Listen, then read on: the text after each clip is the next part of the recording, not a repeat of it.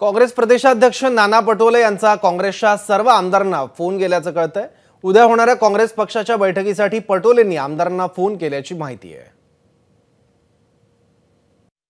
आपल्यासोबत कुणाल पाटील आहेत, काय त्यांची भूमिका आहे? एबीपी माझामध्ये स्वागत आहे। काय नेमकी भूमिका आहे आपली, कारण आपल्या नावाची देखील चर्चा आहे की आपण अशोक चव्हाण यांच्यासोबत जाणार नाही। आता ही चर्चा कुठून सुरू झाली ही किंवा ही जी नावं येत आहेत ती नेमकी कुठून येत आहेत ते आम्हाला काही कळत नाही। तर सोर्स काय, कारण जी काही नावं येत आहेत त्यात माझं सुद्धा नाव येत आहे, त्याला काही कुठेही बेस नाही, काही तथ्य नाही, किंवा आम्ही आतापर्यंत मी असेल किंवा इतर माझे सहकारी असतील आम्ही कधीही कोणाशी या विषयावरती कधी वाच्यता आमची झालेली नाही।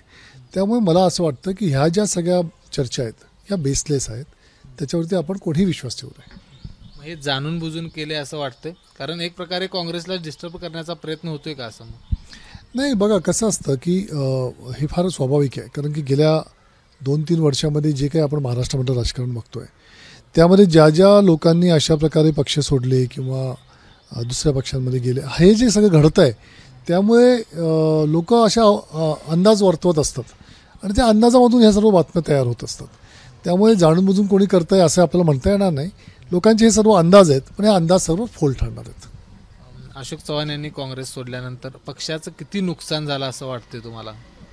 नाही, नक्कीच अशोक चव्हाण हे फार ज्येष्ठ नेते, ताकदवार नेते आहेत, त्यामुळे त्यांनी गेल्यानंतर पक्षाचं नक्कीच नुकसान होणार आहे मराठवाड्यामध्ये। परंतु एक गोष्ट आहे की जो काँग्रेसचा मूळ विचारांचा कार्यकर्ता आहे तो काँग्रेसशी घट्ट जुळून राहणार आहे, आणि ज्या अजून इतरही काँग्रेसवरती प्रेम करणारी माणसं आहेत ती अजून काँग्रेसला ताकद देतील आणि भविष्यामध्ये काँग्रेसला अजून चांगले दिवस आल्याशिवाय राहणार नाही। आत्ताची आपली तरुण पिढी ही काँग्रेसचा झेंडा समर्थपणे पुढे घेऊन जाईल? नक्कीच। तुम्ही बघा की काँग्रेस पक्षाला जेव्हा जेव्हा अशा प्रकारच्या आव्हानांना सामोरं जावं लागलं तेव्हा सर्वसामान्य जनताही काँग्रेसबरोबर उभी राहिली आहे।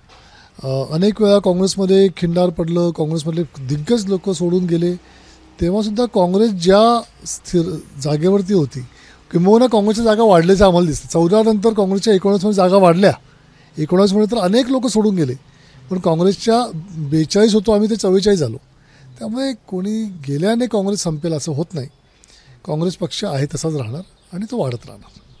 राज्यामध्ये आपण बघितलं, राष्ट्रवादी काँग्रेस पक्ष फुटला, शिवसेना फुटली, पण काँग्रेस हा अबाधित पक्ष आहे अशा पद्धतीची चर्चा, सकारात्मक चर्चा पक्षाबद्दल सुरू असताना अशा पद्धतीच्या घटना घडणं हे थोडी दुःखद वाटते, खंत वाटते? नाही, नक्कीच दुर्दैवी आहे, कारण की आम्ही अत्यंत अभिमानाने आणि स्वाभिमानाने सांगायचो की काँग्रेस पक्षामध्ये आम्ही काही बंड झालं नाही किंवा फूट झाली नाही, परंतु चव्हाण साहेबांच्या जाण्याने फार मोठं धक्का नक्कीच काँग्रेस पक्षाला आहे। परंतु आता गेल्या 5 वर्षात धक्क्यांची एवढी सवय झाली आहे आम्हाला की त्यामुळे याच्यातून पुढे जायचं आणि मार्ग काढायचा हे आमचं आता ठरलं आहे। विजय केसरकर, एबीपी माझा, कोल्हापूर। एबीपी माझा, उघडा डोळे बघा नीट।